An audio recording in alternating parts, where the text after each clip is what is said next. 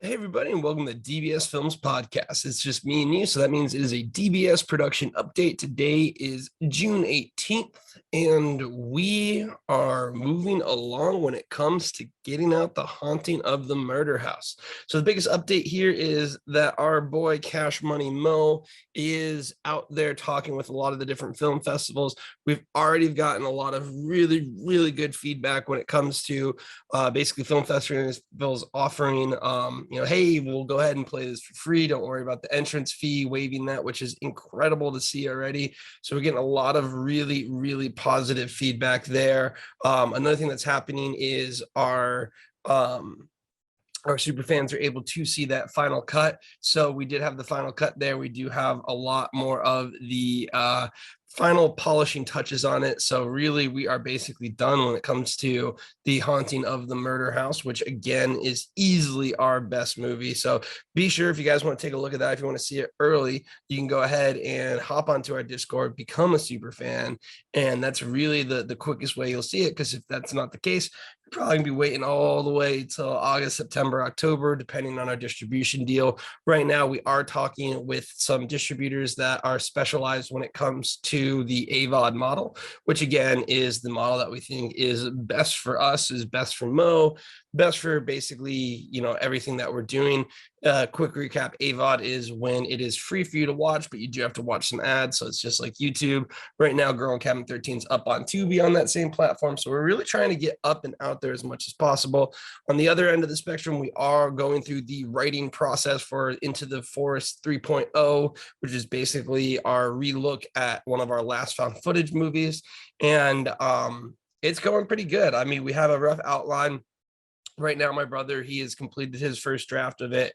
I'm kind of going through my first draft. To be honest, I'm slightly behind right now. I was hoping to be on page 40 out of 60. I'm on like page 12. So we're going to do a lot of writing today, ideally. And hopefully we can get caught up. If not, no worries. I mean, it's the writing process. This happens all the time. But I'm feeling very, very good about it. I really do like the intro that I have outlined right now. So I'm hoping we can kind of get on the same page with that when it comes to locking it in. But I think overall, this movie is going to be really, really good. And something I'm really excited about is it offers a lot of opportunities for our super fans to have roles in this film based on what we're doing with the intro. So that's cool on the newest film. And then also, don't forget, guys, we have the shapeshifter still in the editing bay. So I think what we're going to look at doing is crushing through the script so that we can at least have a very, very clean and finalized version. Then we can hop our attention back over to doing the editing process for the shapeshifter. With that being said, it's going to allow us to kind of hop back and forth a little bit with it. But this is something that we're really good at doing.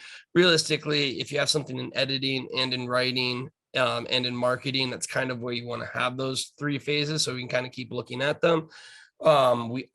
Big news is going to be that Kickstarter. I'm looking to have way more details on that Kickstarter going into next week, in the sense of what are the actual products we can do, what are the actual goals, when is the actual launch date, what can we look at doing. So I should have a big update for our Discord community when it comes to the Kickstarter at some point next week. So I'm excited for that. That's going to be really, really cool in that sense.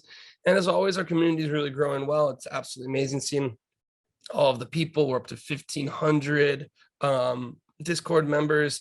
And, again, it's also quality over quantity. I mean, these people are really, really, really cool when it comes to how nice they are, how amazing our community is, and the functionality of it. So really impressed with the community as always, just a ton of really cool people. So overall, things are going, really good. We're kind of moving through this process as much as we can. So that being said, I'm going to go ahead and answer 3 questions. One that I missed from last week, which I do apologize to Aries or Officer Hawk. He has mentioned, has DVS ever thought of doing a retro style movie or something similar to Creepshow, 4 short movies rolled into a feature film? And then he goes, do you foresee Frank the Demon coming back one day? Go Team Frank. So that's going to be a 2-parter. First part, 100%. It's funny you actually mentioned that, because Gone was originally supposed to be that anthology type where it's, 3 smaller movies rolled into one. I think we can definitely look at doing that. I think we're going to look at doing that probably more fan related. Retro style movie in the sense of, I don't know if you're looking like retro style, like horror movie style, because I think that budget might take a little bit more than the realist style that we kind of have. But I would say as we get bigger, I can see us doing like a creep show, just all about like a fanfic creep show or something like that. So I definitely see us doing something like that. But I would say that we would almost do that more for fun in the community than for an actual attempt at making a successful movie. Just because anthologies, while they're kind of easier and whatnot, um, to some degree, they're also harder because usually what ends up happening is like if you make an anthology, you'll typically talk to like 3 production companies and be like, hey, all 3 of you guys make me something and then give me something. Whereas for us, it would be us making 3 of them. And if you really think about it, for the cost it is to get someone out there and to get actors and everything, it's actually a lot cheaper just to make a full-length movie than it is to make 3 or 4 different style movies, because you're changing up the style from section to section. So answer is yes, but it's also one of those where not until we, have a bigger level we can base it on when it comes to what we're able to do. Second thing, do you foresee Frank the Demon coming back one day? 1,000,000%. I mean, he is solidified. I don't know what it's going to be, but all of our characters that are really the ones that are standing out with Clown Moe, and especially Frank the Demon, go Team Frank, as always.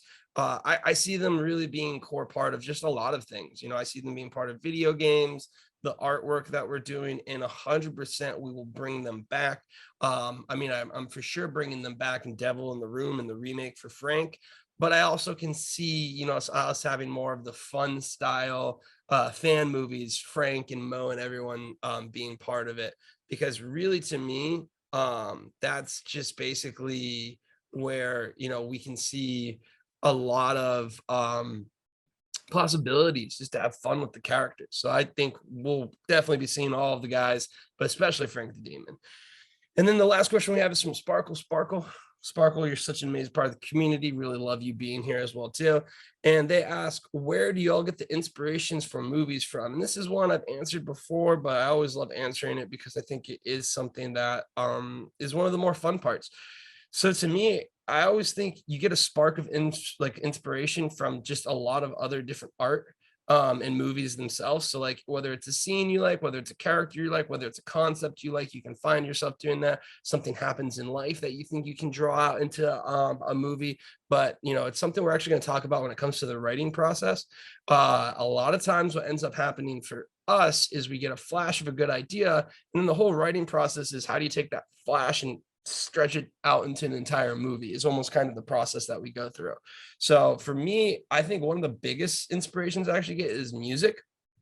If I hear a song that I think I can put a scene to, then it almost kind of builds itself in my head listening to that song.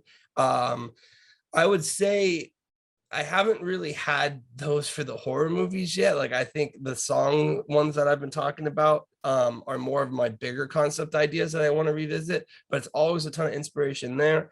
Really for the horror movies though, it's usually watching some type of situation and being like, ooh, this would be scary if X, Y, and Z happened. And then now I have to build the whole alphabet in the sense of how do we get to X, Y, and Z. So to me, that's kind of the biggest one is you'll have a flash of inspiration, and then you have to try and learn how to pull that and pull it across there. So at least that's my personal take on it. I know my brother's similar to that too, because we've talked about it, but that's really where we come for some of that inspiration. So that's going to go ahead and wrap it up for today. Again, guys, if you do want to be part of this, if you want to be more insight information about making movies, you want to be a chance to be in our movies, go ahead, take a look at us online. Join our Discord, become a super fan. It is the best opportunity for you to get to know us, be part of our community, be part of our movies, because we make movies with our fans, for our fans. And until then, have a good one.